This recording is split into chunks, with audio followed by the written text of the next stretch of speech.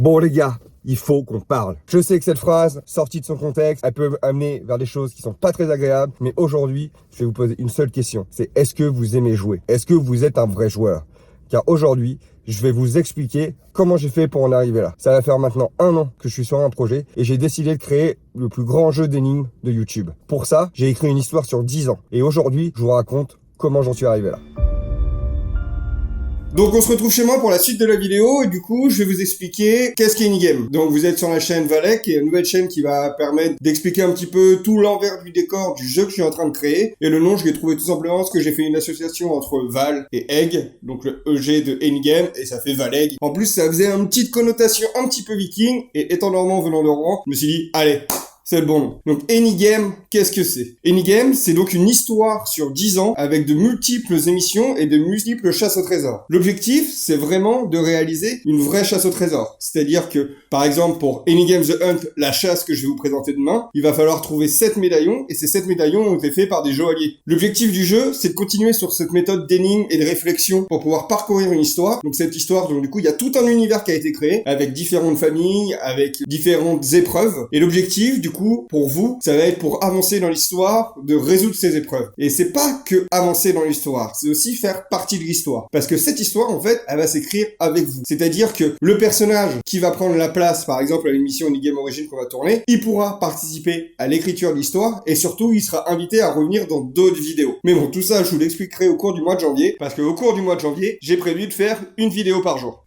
Donc je vais commencer par vous présenter l'idée. Donc l'idée en fait, c'est un petit peu bête, je l'ai eu pour mes 30 ans. Pour mes 30 ans, j'ai organisé une chasse dans toute la France où mes amis devaient, pour venir à la fête, trouver le thème et le lieu de la soirée. Du coup, j'ai caché une vingtaine d'énigmes sur 7 villes de France. Donc en fait, ça descendait un peu par rapport à mon parcours professionnel. C'est-à-dire que ça faisait Rouen, Paris, Bordeaux, Agen, Chambéry, Lyon et ensuite Marseille. Et à Marseille, ils arrivaient chez moi et en fait, j'avais transformé mon appartement en escape game qui durait à peu près 2 heures. Dans un premier temps, j'ai totalement adoré faire concept, ça a permis à mes amis de partager un moment qui a rendu mon anniversaire un petit peu plus spécial. En plus, nous, on est des années 90, donc l'année des 30 ans, c'était l'année 2020, l'année du Covid, donc on n'a pas eu l'occasion d'en faire beaucoup. Donc j'avoue que moi, en plus, j'aime bien faire des choses pour mon anniversaire, et je suis content d'avoir réussi à créer ça avant le Covid. Et ce qui est vraiment intéressant dans le jeu aussi, c'est de voir comment les gens réfléchissent, c'est-à-dire comment ils vont aborder une énigme. Et vous allez voir que des fois, on part sur des trucs qui partent dans tous les sens. Et je pense qu'il n'y a aucun gérant d'escape game qui me dira le contraire, mais les gens, des fois, quand ils ont une énigme, il y a des réflexions, il y a des logiques, ils n'arrivent pas à capter, du coup, ils trouvent des logiques totalement farfelues, mais vous verrez, je suis sûr que rien que pour le château, il y a plein de moments où on va se demander ce qui se passe. En faisant ça, j'ai eu des échos de ceux qui avaient fait, ceux qui l'avaient entendu parler, et il y a plein de gens qui m'ont fait des retours positifs et qui m'ont dit que l'idée, le concept, il était génial, et que si on arrivait à créer quelque chose de plus grand, peut-être que c'est possible qu'il y ait plein de joueurs. Et c'est vrai qu'en ce moment, les escape games, c'est quand même pas mal en vogue, et je me suis dit, putain, est-ce que c'est pas le moment de créer une histoire qui va rassembler tout ça?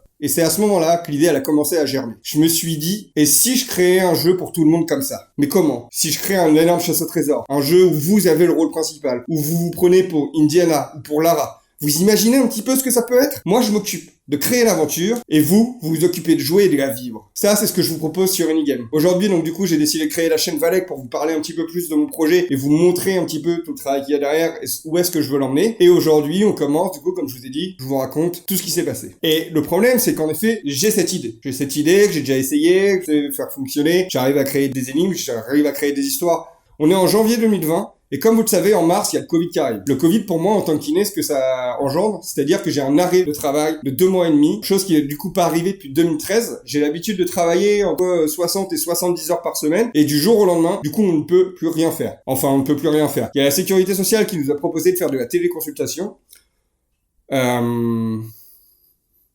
Je suis kiné du sport. Pour ceux qui ne savent pas ce que c'est, la kiné du sport, c'est un travail qui est quand même pas mal manuel. On va diriger, coacher et orienter un patient. On est quand même 95% du temps obligé de toucher le patient pour pouvoir assurer le soin. Et la solution de la sécurité sociale, c'est de nous mettre de la téléconsultation.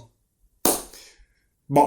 Mais bon, ça, on n'en reviendra pas, c'est de la politique. Personnellement, c'est aussi une raison pour laquelle j'ai voulu quitter ce milieu-là. Parce que le système, il est mal fait. Mais ça, on y reviendra plus tard dans une prochaine vidéo, ou dans la FAQ si vous voulez. Mais c'est pas le sujet d'aujourd'hui. Du coup, pendant ce temps-là, 2 mois et demi où il y a, entre guillemets, rien à faire pour moi. Et donc, du coup, on va tester des nouvelles choses. Et c'est là où je vais découvrir quelque chose qui change la donne. C'est-à-dire un moyen d'expression, un moyen de création, un moyen de montrer le projet, un moyen de construire le projet. C'est-à-dire YouTube. Pendant le confinement, j'ai découvert la richesse de YouTube. Que ça soit un point de de vue du divertissement, des explications, de la culture, des tutos. Et franchement, ce que j'ai réalisé depuis, donc du coup, un peu plus d'1 an maintenant, j'ai tout appris sur YouTube. Donc bien sûr, après, j'ai mon bagage personnel, mais bon, vous imaginez bien qu'en tant que kiné du sport, le bagage professionnel pour créer un jeu où c'est de l'audiovisuel, des énigmes et la création d'un site, les compétences que j'ai apprises et appliquées pendant plusieurs années, ici, elles ne me servent à rien.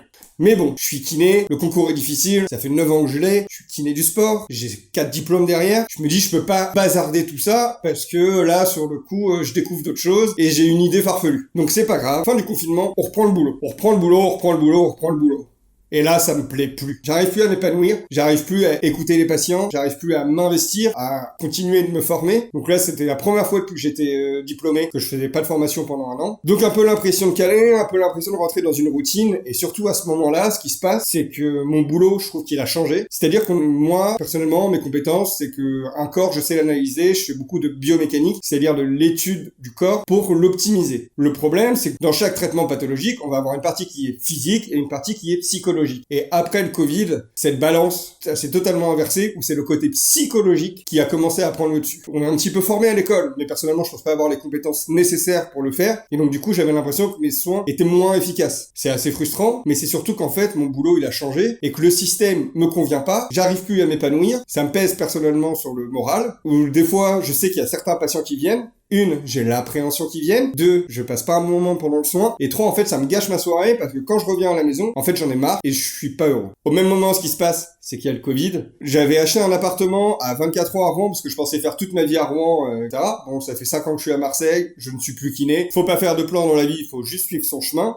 Et donc, du coup, le chemin, il m'a emmené là, où j'ai 31 ans, je suis kiné, j'ai un appart que je peux vendre, et je peux, pourquoi pas, m'octroyer cette sécurité financière qui pourrait me permettre de vivre autre chose. Donc à ce moment-là, je décide de vendre mon appartement et pour la première fois de ma vie, je suis serein financièrement. J'ai de l'argent. C'est la première fois de ma vie où je me dis j'ai de l'argent quoi. J'ai commencé la kiné du coup en 2008 quand j'ai passé mon diplôme. J'ai eu mon diplôme en 2013 parce qu'il y a l'année de médecine et l'école. Et après du coup j'ai bossé, j'ai vraiment beaucoup bossé. Après j'ai bossé un petit peu partout. J'ai bossé à La Réunion, à Bordeaux, à Lyon, à Marseille. Et j'ai cherché un petit peu où est-ce que j'allais être bien. Au final j'arrive, je trouve un cabinet à Marseille où je suis trop bien. On est une équipe de 15, on construit. Mais malheureusement en fait je sens que moi ça ne m'intéresse plus. J'arrive plus à être intrigué pour me dire vas-y je vais lire un article pour voir comment je pourrais me le soigner, etc.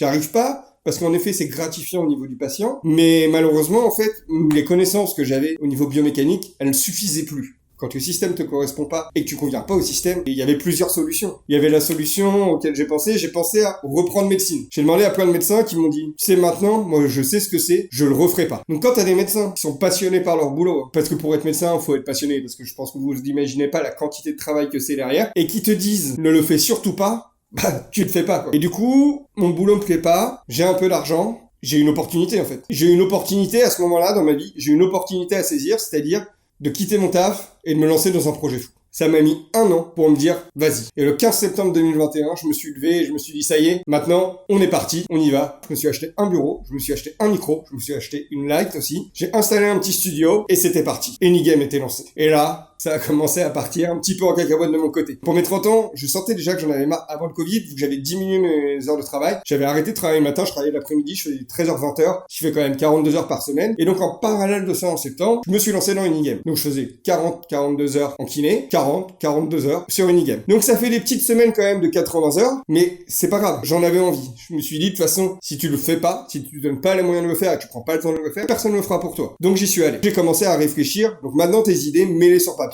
Qu'est-ce que ça peut faire? Faut construire un site, faut écrire une histoire, faut créer des énigmes, faut réfléchir à une logique, faut réfléchir à une chaîne YouTube, faut réfléchir à créer une société, à faire des teasers, à faire une image de communication. Tous ces univers qui, pour moi, en tant que kiné, sont totalement inconnus. Mais c'est pas grave. Pourquoi? Parce qu'il y a YouTube. Et sur YouTube, on peut tout apprendre. Donc, j'ai commencé à regarder des vidéos, et j'ai appris, et j'ai commencé à faire. Parce que, comme dirait Orelsan, si t'as envie de faire des films, t'as juste besoin d'un truc qui filme. J'avais eu la chance, j'avais un téléphone qui me servait au niveau professionnel pour filmer. Donc, j'ai un téléphone qui fait des belles vidéos. Parce que là, pour le moment, s'il y en a qui ont déjà joué à Enigame Origin, sachez que tout a été fait sur un téléphone et un ordi portable. De là, donc du coup, on est sur cette période. 1er décembre, je lance la première vidéo de l'histoire qui va raconter l'histoire de la famille Gipounis. Et le 22 décembre, il y a l'histoire des Ursides qui va être la clé et l'élément principal de mon histoire, de mon univers, qui est sorti. 1er janvier, on commence le jeu et c'est Marseille qui joue. On a une centaine de personnes. Le site marche. Le jeu fonctionne. Les vidéos passent. Ok.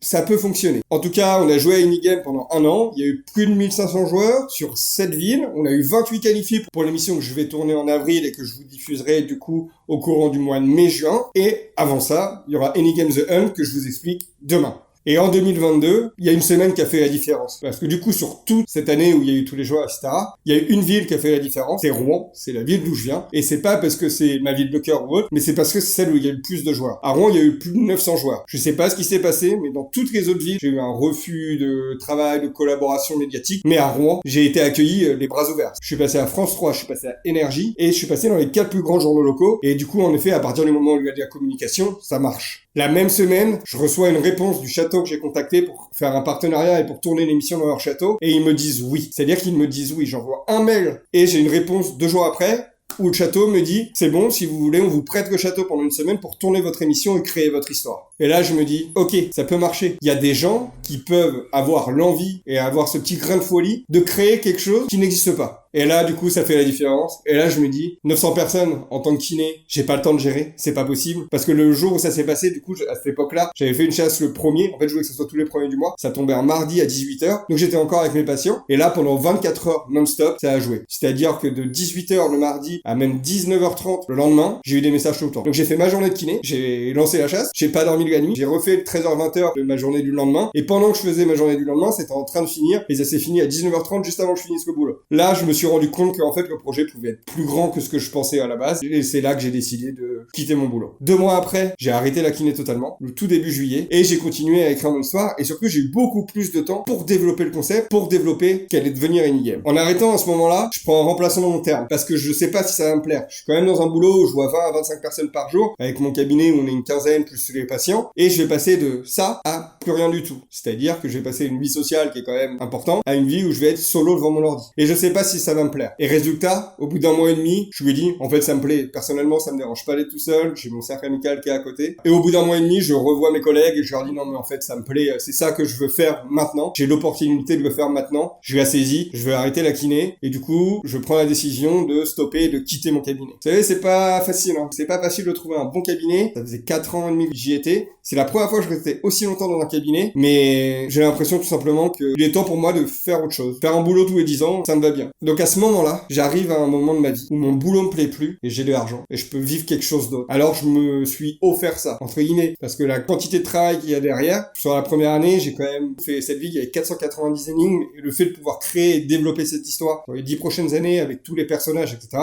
Ça prend du temps, mais c'est cool. Durant le mois de janvier, comme je vous disais au début de la vidéo, je vais vous poster une vidéo par jour pour présenter le concept. Et la chasse, elle commence demain. C'est-à-dire que demain, je vais déposer le premier tube de Inigame The Hunt. Donc, je vous explique tout ça dans la vidéo de demain. Donc, si vous voulez suivre le jeu, le mieux, c'est de vous abonner. Et après, si vous voulez me soutenir, n'hésitez pas à commenter, laisser un petit like. Et surtout que pour les commentaires, je ne sais pas si vous avez vu, mais dans la vidéo, j'ai caché une énigme. Cette énigme, c'est juste une citation. Pour cette citation, je vais vous demander de me la réécrire, de me donner l'auteur et de me donner une référence cinématographique. Le premier qui me donne les 3 aura un indice pour Inigame The Hunt. Mais si vous décidez de la jouer collectif et que j'ai 50 bonnes réponses, l'indice il sera pour tout le monde. Mais attention, parce qu'à partir du moment où un indice est gagné, il va falloir 2 fois plus de commentaires pour pouvoir avoir le deuxième. Donc par exemple aujourd'hui c'est 50, demain ça sera 100, 200, 400, 800, etc. etc. Donc si vous voulez vraiment beaucoup d'indices, il va falloir que vous soyez nombreux. Ou alors vous répondiez bien à toutes les énigmes. À vous de voir votre stratégie, si vous voulez jouer solo, si vous voulez jouer collectif, si vous voulez tous être ensemble pour essayer de trouver le trésor. En tout cas, le jeu commence demain et n'oubliez pas, anytime, anywhere, any game.